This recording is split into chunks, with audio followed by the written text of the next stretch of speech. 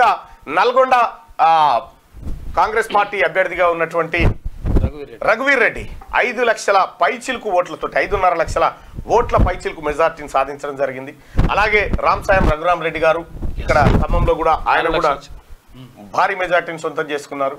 అలాగే భువనగిరి ఎంపీ అభ్యర్థి చామల కిరణ్ కుమార్ రెడ్డి ఆయన భారీ లక్ష్యాన్ని తన ఖాతాలో వేసుకున్నాడు. ఆ తర్వాత కడియం కావ్య, ఆ తర్వాత బలరాం నాయక్, ఈ 5గురు భారీ మెజార్టీతో గెలవడం జరిగింది.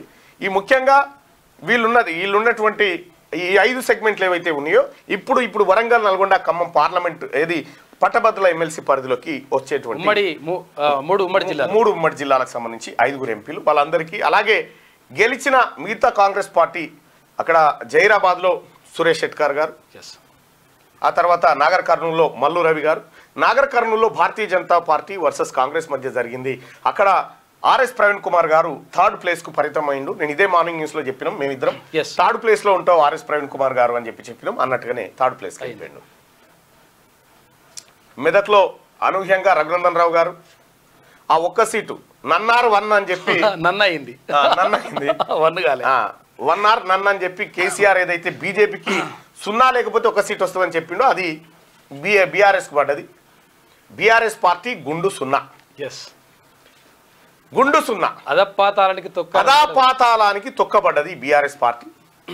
ఇంకొక మరికొన్ని రోజుల్లో బీఆర్ఎస్ పార్టీ శకం ముగిసిపోబోతా ఉంది. ఉంటదో ఉండదో కాదు, ఆ శకం ముగిసిపోతుంది. కనీసం ఎందుకు ప్రజలు ఓటేయలేదు అనేటువంటి ఆత్మవిమర్శ చేసుకోకుండా అసెంబ్లీ ఎన్నికల్లో తాకిన దెబ్బకు ఒకసారి ఆత్మ పరిశీలన చేసుకుంటే బాగుండేది. కానీ అదే విర్రవీగినతనంతో, అదే అహంకారంతో మేమేం తప్పు చేయలేదు, ప్రజలే తప్పు చేసిరట. ఆ రిజల్ట్ ఎట్లా చూపించారు, ఈ రిజల్ట్ ఇట్లా చూపించారు. కాబట్టి అహంకారం అనేది తెలంగాణ ప్రజలు ఓర్చుకోరు. అహంకారం పెరిగితే ఎట్లా దించాలో తెలంగాణ ప్రజలకు తెలుసు. అది కరెక్ట్గా దిగిపోయింది. మొన్న ఏం చెప్పిండు కేసీఆర్, 14 లేదా 12 సీట్లు బీఆర్ఎస్కి వస్తే మీ ఆశ్చర్యపోయే ఫలితాలు వస్తాయి చూడుర్రి పార్లమెంట్లో అని చెప్పిండు. నిజంగానే ఆశ్చర్యపోయే ఫలితాలు వచ్చినాయి. 0. ఇంకా ప్రధాని రేసులో ఉన్నా అని చెప్పిండు కేసీఆర్. నేను ప్రధానమంత్రి రేసులో ఉన్నా, నామనాగేశ్వరరావు గారు కేంద్ర మంత్రి అవుతారని చెప్పిండు. అటు నామ పోయిండు, ఇటు అంతెందుకు సిద్దిపేటలో బీజేపీ లీడ్ ఉంది, బీఆర్ఎస్ 2nd ప్లేస్ ఉంది. 6 స్థానాలు. గజ్వేల్లో అదే పరిస్థితి. 7 మెదక్ పార్లమెంట్ పరిధిలో 7 అసెంబ్లీ నియోజకవర్గాలు ఉంటే ఒక మెదక్ మినహా అన్ని స్థానాల్లో బీఆర్ఎస్ పార్టీ ఎమ్మెల్యేలు ఉండే. కనీసం 2nd ప్లేస్ రాలేదు. బీఆర్ఎస్ పార్టీ ఎమ్మెల్యేలకు వచ్చినటువంటి ఓటు బ్యాంక్ అంతా బీజేపీకి షిఫ్ట్ అయిపోయింది. అన్ని చోట్ల అదే జరిగింది. బీఆర్ఎస్ పార్టీ 8 చోట్ల డిపాజిట్ కోల్పోవడానికి కారణం ఏంటంటే వాళ్ళ ఓటు బ్యాంకు బీజేపీకి ట్రాన్స్ఫర్ అయిపోయింది. మరి వీళ్ళు వేయించిరా వాళ్ళే వేసుకున్నారా తెలియదు, కానీ జరిగింది మాత్రం ఇది. ఇక బీఆర్ఎస్ గురించి ఎంత తక్కువ మాట్లాడుకుంటే అంత మంచి పరిస్థితి. కాబట్టి తెలంగాణ రాష్ట్రంలో జరిగిన పార్లమెంట్ ఎన్నికలు ఇటు భారతీయ జనతా పార్టీకి ఇటు కాంగ్రెస్ పార్టీకి సమానంగా అందజేసి ఎవరు కొట్లాడుకోరు బిడ్డ, ఎవరు పావుసేరు వాళ్ళకి ఇత్తనమని ఆర్ఆర్ఆర్ ఇచ్చి మిగిలిన తునుక అసదుద్దీన్ ఓవైసీ చేతిలో పెట్టారు. అసదుద్దీన్ ఓవైసీ పోయినసారి కంటే ఎక్కువ మెజార్టీతో గెలిచాడు. భారతీయ జనతా పార్టీకి పోయినసారి కంటే తక్కువ ఓట్లు వచ్చినాయి. కారణం ఏంది అంటే పదే చెప్తా ఉన్నాం, ఆ మాధవీలత గారు జర ఓవర్ యాక్షన్ చేసి మసీదులకు బాణాలు ఇరుసుడు, ఇట్లా గుంజుడు, ప్రచారాల్లో లింగాల మీద నీళ్లు పోసుడు, ఇవన్నీ జర పబ్లిక్కి ఎందుకో ఎబ్బెట్టుగా కనిపించినాయి.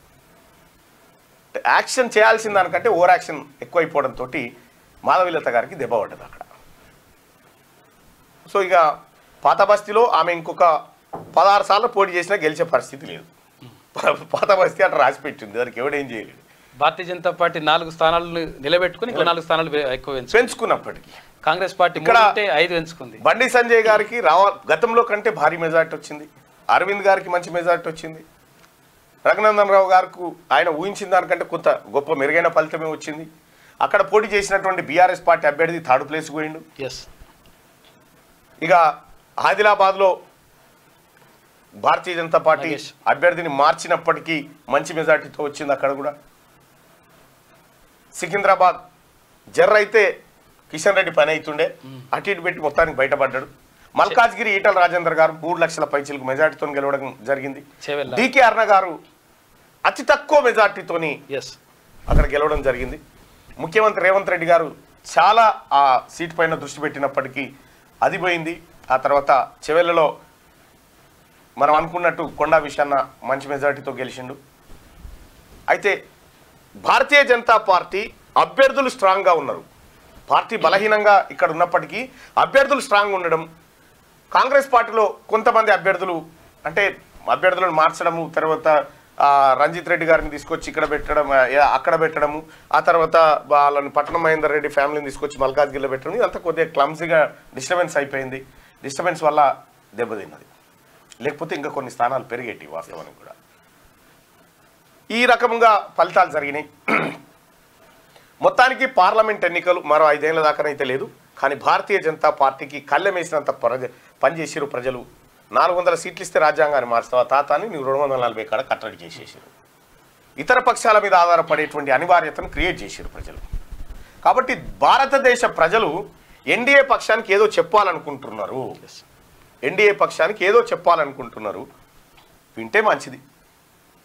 సో గెలిచినటువంటి వాళ్ళందరికీ శుభాకాంక్షలు తెలియజేస్తూ, ఓటమి చెందినటువంటి వాళ్ళు రాజకీయాల్లో గెలుపోటములు సహజంగా ఉంటాయి.